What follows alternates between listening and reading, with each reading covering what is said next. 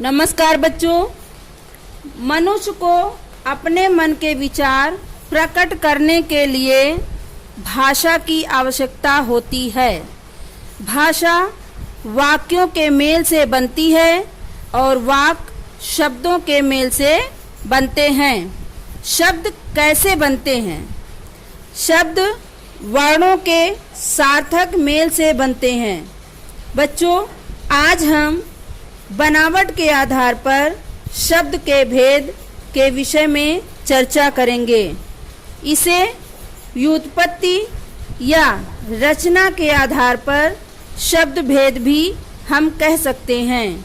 तो आइए हम शुरुआत करते हैं बनावट के आधार पर शब्द भेद। बनावट के आधार पर शब्द 3 प्रकार के होते हैं, यानी 3 प्रकार से बनावट के आधार पर शब्दों के भेद हम कर सकते हैं। नंबर 1 रूढ़ शब्द, नंबर 2 यौगिक शब्द, नंबर 3 योग रूढ़ शब्द।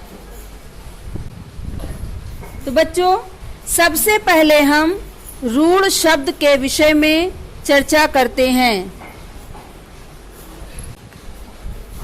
रूढ़ शब्द वे शब्द जो परंपरा से किसी व्यक्ति, वस्तु या स्थान के लिए प्रयोग होते चले आ रहे हैं।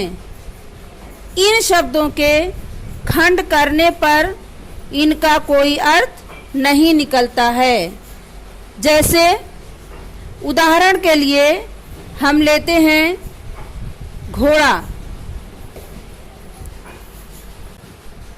घोड़ा शब्द के अगर हम खंड करते हैं, उनको अलग करते हैं, तो घो और ड़ा इन दोनों का कोई अलग अलग अर्थ नहीं निकलता है। पुस्तक शब्द को यदि हम लेते हैं तो इन दोनों का भी अलग अलग कोई अर्थ नहीं है। घर लिया हमने तो घ और रा इन दोनों का भी कोई अलग अलग अर्थ नहीं होता है। ऐसे शब्द रूढ़ शब्द कहलाते हैं। नंबर 2 यौगिक शब्द। यौगिक अर्थात योग से बनने वाला।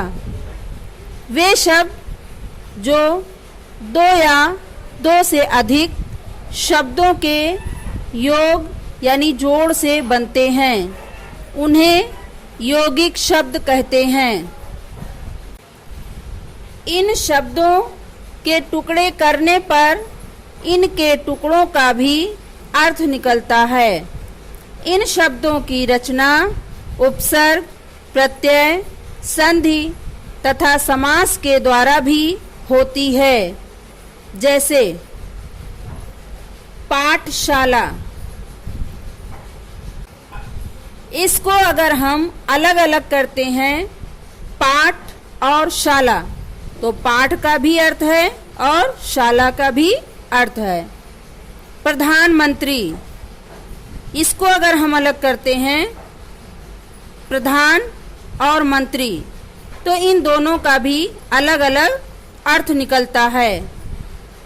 पुस्तकालय, इसको अगर हम अलग करते हैं तो पुस्तक और आलय इन दोनों का भी अलग अलग अर्थ निकलता है। नंबर 3 योग रूढ़ शब्द। वे शब्द जो 2 या 2 से अधिक शब्दों के योग से बनते हैं और किसी विशेष अर्थ के लिए रूढ़ हो जाते हैं, वे योग रूढ़ शब्द कहलाते हैं। ऐसे शब्द केवल अपने रूढ़ अर्थ प्रकट करने वाले प्राणी, वस्तु या स्थान के लिए ही प्रयोग किए जाते हैं। जैसे पंक यानी कीचड़ और जा यानी जन, पंकज अर्थात कीचड़ में उत्पन्न। ये शब्द केवल कमल के लिए ही प्रयोग किए गए हैं। निशा यानी रात और चर यानी घूमने वाला, निशाचर अर्थात रात में घूमने वाला। ये शब्द केवल राक्षस के लिए ही प्रयोग किए गए हैं। आओ दोहराएं। रूढ़ वे शब्द जो परंपरा से किसी व्यक्ति, वस्तु या स्थान के लिए प्रयोग होते चले आ रहे हैं। इन शब्दों के खंड करने पर इनका कोई अर्थ नहीं निकलता। वे शब्द जो दो या दो से अधिक शब्दों के योग से बनते हैं उन्हें यौगिक शब्द कहते हैं। इन शब्दों के टुकड़े करने पर इनके टुकड़ों का भी अर्थ निकलता है। इन शब्दों की रचना उपसर्ग, प्रत्यय, संधि तथा समास के द्वारा भी होती है। वे शब्द जो दो या दो से अधिक शब्दों के योग से बनते हैं और किसी विशेष अर्थ के लिए रूढ़ हो जाते हैं, वे योग रूढ़ शब्द कहलाते हैं। ऐसे शब्द केवल अपने रूढ़ अर्थ प्रकट करने वाले प्राणी, वस्तु या स्थान के लिए ही प्रयोग किए जाते हैं। तो बच्चों, आज का हमारा गृह कार्य निम्नलिखित प्रश्नों के उत्तर लिखिए। नंबर 1, रूढ़ शब्द किसे कहते हैं? नंबर 2, यौगिक शब्द किसे कहते हैं?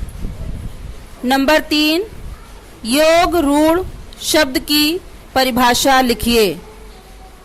धन्यवाद।